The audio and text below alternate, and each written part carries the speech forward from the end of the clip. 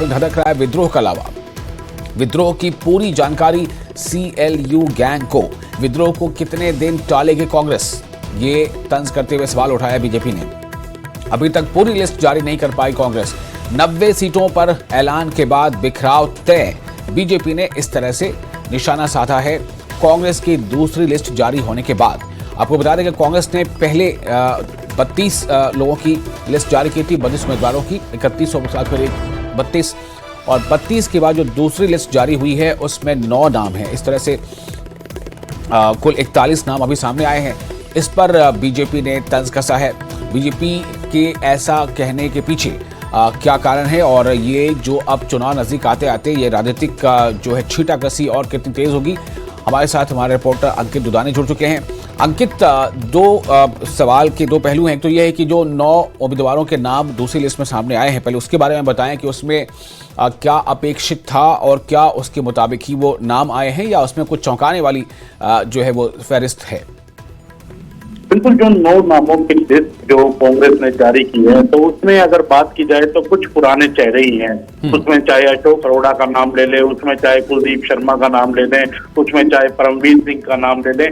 ये जो चेहरे हैं ये पुराने चेहरों पर ही एक बार फिर से कांग्रेस ने दांव खेला है।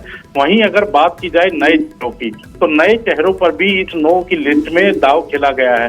वो चाहे वर्धन यादव है, वो चाहे मोहित ग्रोवर है, वो चाहे अनिरुद्ध चौधरी है, वो चाहे ब्रजेंद्र सिंह है। तो इस तरह से नए चेहरों पर भी कांग्रेस ने दांव खेला है। तो कहीं ना कहीं मिली जुली जो प्रतिक्रिया जो आ रही है कि जो नए लोगों को भी इसमें मौका दिया गया है। अब नए लोग कितनी टक्कर पुराने जो बीजेपी के खड़े हैं उनको दे पाएंगे, वो अभी देखना होगा।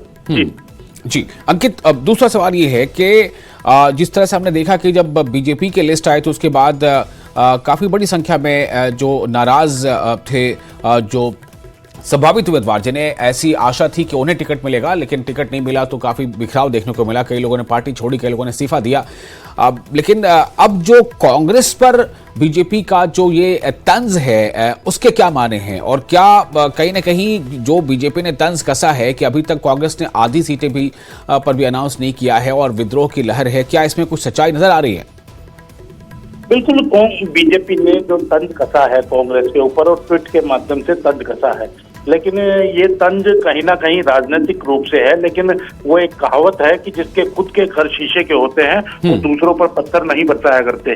तो कहीं ना कहीं बीजेपी का हाल ऐसा ही है, क्योंकि खुद का की बगावत तो थम नहीं रही है। हमने देखा है कि पहली लिस्ट जो 67 उम्मीदवारों की आई थी, उसके बाद से बगावत कहें तो थम नहीं रही है। हर रोज कोई ना कोई जो पार्टी छोड़ रहा है, कोई इस्तीफा दे रहा है, कोई पार्टी छोड़ रहा है। वहीं कांग्रेस के ऊपर बीजेपी ने तंज कसा है, और कांग्रेस के ऊपर भी तंज कसना क्योंकि राजनीतिक रूप से ठीक है, क्योंकि इतनी मेहनत के बाद भी, और जहां कांग्रेस कह रही थी कि 28 तारीख को हम पूरी लिस्ट जारी कर देंगे, 29 अगस्त को लिस्ट जारी कर देंगे, और वो कांग्रेस जो है आज 9 सितंबर आ गई है, और 9 सितंबर आने के बाद भी केवल 41 नाम ही जारी कर पाई है, आधी भी लिस्ट जारी नहीं कर पाई। और यही भारतीय जनता पार्टी ने तंज कसा है। हरियाणा में कांग्रेस के अंदर विद्रोह का ऐसा लावा ज्वालामुखी की तरह धधक रहा है जिसका पूरा अंदाजा CLU गैंग को है। लेकिन सवाल यह है कि कांग्रेस टिकट बंटवारे को और विद्रोह को और कितने दिन टाल लेगी। हालत यह है कि बाबू बेटे की पार्टी नामांकन खत्म होने से 3 दिन पहले तक आधी सीटों पर भी उम्मीदवारों की घोषणा नहीं कर पाई है। बगैर संगठन की ये पार्टी सिर्फ और सिर्फ CLU गैंग की ओर से लूट के आश्वासन की वजह से ही चल रही है, जिसका सभी 90 सीटों पर उम्मीदवारों की घोषणा के साथ ही बिखरना निश्चित है। तो कहीं ना कहीं बीजेपी के साथ जो बन चुकी है, अब बीजेपी इंतजार कर रही है कि कांग्रेस की टिकटों की जैसे ही घोषणा होगी तो कांग्रेस में भी वैसा ही बिखराव, वैसी ही बगावत, वैसे ही विरोध के स्वर उठेंगे। और अब क्योंकि इस बात का अंदाजा कांग्रेस को भी है, इसीलिए कांग्रेस फूक फूक कर कदम रख रही है। पहले 31 उम्मीदवारों की, फिर एक उम्मीदवार 32 हुए, फिर अब 9 उम्मीदवारों की। तो ये जो गेम जो खेला है, ये जो उम्मीदवार घोषित किए गए हैं, ये कहीं ना कहीं सेफ जोन के अंदर नजर आ रहे थे, इसलिए इन 41 उम्मीदवारों की घोषणा कर दी गई है। लेकिन भारतीय जनता पार्टी के ट्वीट में भी जिस तरह से कहा गया है कि आज 9 तारीख हो गई है और 12 तारीख तक ही नामांकन होने हैं,